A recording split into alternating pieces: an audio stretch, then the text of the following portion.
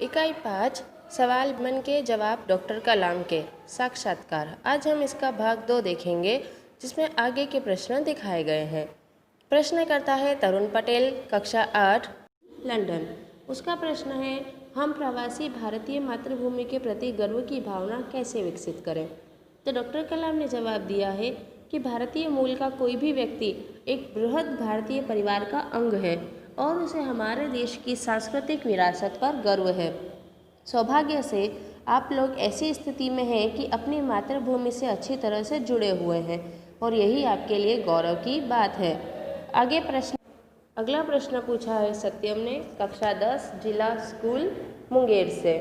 उनका प्रश्न है, जो भी बच्चे आपसे मिलते हैं वे कहते हैं कि वे एक प्रसिद्ध वैज्ञानिक, इंजीनियर, डॉक्टर आदि बनना चाहते हैं, पर किसान, मजदूर और कलाकार भी किसी राष्ट्र के लिए उतने ही महत्वपूर्ण हैं।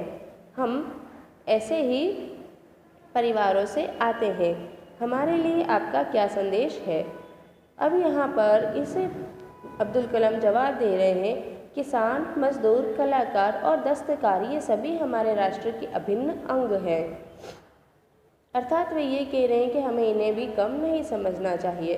राष्ट्र निर्माण में हमें उन सभी की सेवाओं की समान रूप से दरकार है। आप सभी को चाहिए कि अपने अपने क्षेत्रों में खूब उन्नति करें। यहाँ पर आगे प्रश्न पूछा गया है, रोहित चतुर्वेदी ने प्रश्न पूछने वाले हैं कक्षा 11वीं के इस्लामिया इंटर कॉलेज इटावा से। उनका प्रश्न है, आप कहते हैं कि भारत 2020 तक विकसित राष्ट्र बन जाएगा, पर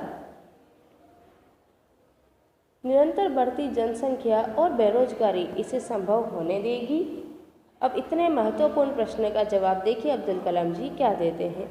विकास स्वयं जनसंख्या वृद्धि को रोकने की अचूक औषधि है।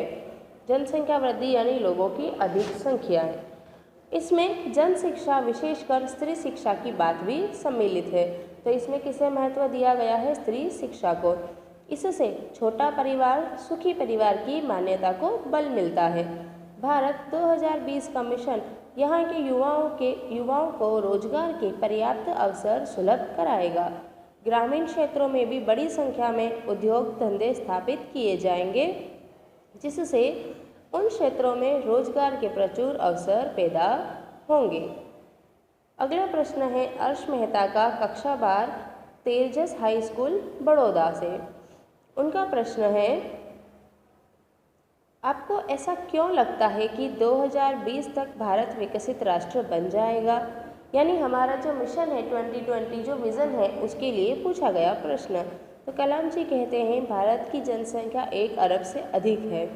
इसमें 54 करोड़ लोग 25 वर्ष से कम आयु के हैं, यानी जो हम कहते हैं किशोर अवस्था से युवा अवस्था। ये हमारी राष्ट्रीय शक्ति है। भारत को 2020 तक विकसित राष्ट्र में परिवर्तित करने के लिए हमारे पास प्रचुर प्राकृतिक संसाधनों के साथ ही सुनियोजित खाका भी उपलब्ध है। खाका यानी प्रचुर मात्रा में।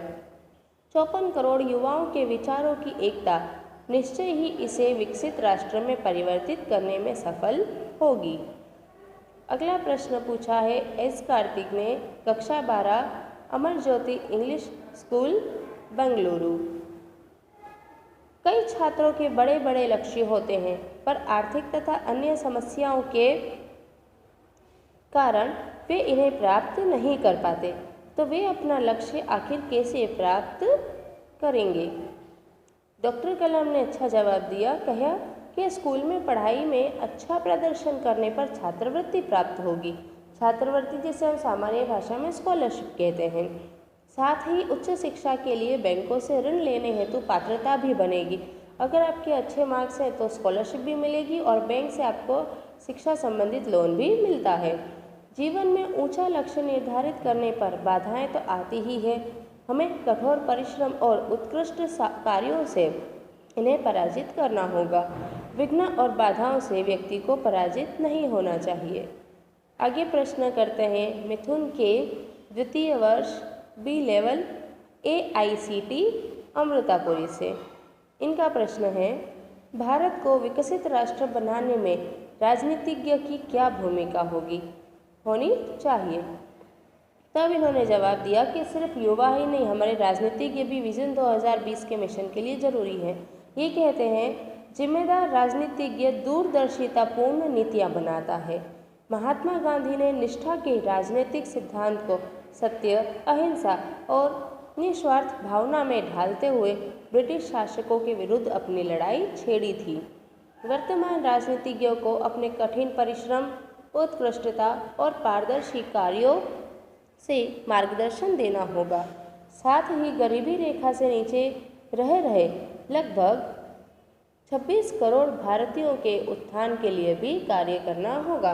अब ये कह रहे हैं कि जो राजनीतिज्ञ है दूरदर्शितापूर्ण नीतियाँ यानी भविष्य के विषय में सोचकर नीति बनाता है। अगला प्रश्न है सी नंदिता सुबी, तृतीय वर्ष MGR इंस्टीट्यूट, चेन्नई से। उनका प्रश्न है, रक्षा की दृष्टि से विजन 2020 यानी 2020 का लक्ष्य पाने में महिलाओं की क्या भूमिका हो सकती है? हमने युवा का जाना, राजनीतिज्ञ का जाना, अब महिलाओं की भूमिका। तो कलाम जी कहते हैं कि विजन 2020 यानी 2020 में रक्षा अनुप्रयोग के क्षेत्र की महत्वपूर्ण प्रौद्योगिकियों के विकास पर विचार किया गया है। राष्ट्रीय सुरक्षा की बात भी विजन 2020 का एक अभिन्न अंग है। सशस्त्र नेताओं में नियुक्ति के लिए पुरुष और महिला के आधार पर कोई भेदभाव नहीं किया जाता। तीनों सेनाओं में पर्याप्त महिला अधिकारी नियुक्त हैं। राष्ट्रीय रक्षा क्षमताओं में भी वृद्धि के लिए महिलाएं उच्च स्तरीय सामरिक सेना बहुगुणक उपकरणों पर कार्य करके भी अपना सहयोग दे सकती हैं। यानी यहाँ इन्होंने महिलाओं के सहयोग के विषय में बताया है। अगला प्रश्न है, जोधपुर दौरे पर डॉक्टर कलाम से एक बच्चे ने पूछा था, यानी जब हमारे नेता दौरे पर जाते हैं अलग अलग राज्यों के, तब वहाँ उनसे पूछा गया था एक बच्चे द्वारा प्रश्न है, क्या हम अति विशिष्ट व्यक्तियों के दौरे पर हो रहे अनावश्यक खर्चे कम नहीं कर सकते? डॉक्टर कलाम ने इसका भी सुंदर जवाब दिया। वे कहते हैं, तुमने इस मंच पर एक बड़ी सी कुर्सी देखी होगी, वह कुर्सी अब यहाँ नहीं है। ठीक ऐसे ही अनुत्पादक चीज़ों पर हो रहे अनावश्यक खर्च भविष्य में नहीं होंगे। तो इस प्रकार हमने देखा कि अब्दुल कलाम जी ने बच्चों के प्रश्नों के जवाब दिए, उन्हें अपने बालपन के किस्से सुनाए, उन्हें भविष्य की योजनाओं तथा भविष्य के लिए सभी दिशाओं का मार्गदर्शन किया।